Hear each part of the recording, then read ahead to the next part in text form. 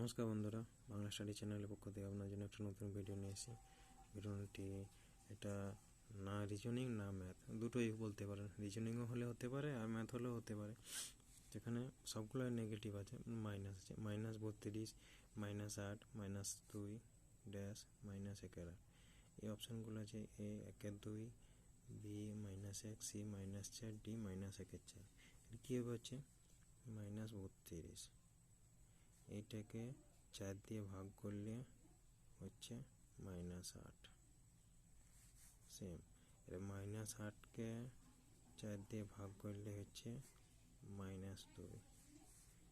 -2কে যদি 4 দিয়ে ভাগ করা হয় তাহলে কত হবে? -2/4। এটা কাটাকাটি করলে 1, 2, -1/2। সেইটাকে আবার এর -1/2 এটাকে আবার যদি 4 দিয়ে ভাগ করি, মানে ভাগ করলে কি নিচে কোনটা হবে? 4 -1/8 হবে। তাহলে এইখানে আমার শূন্যস্থানে আমার কী হবে? 1/2 হবে। অপশান এ হবে রাইট অ্যান্সার আমার।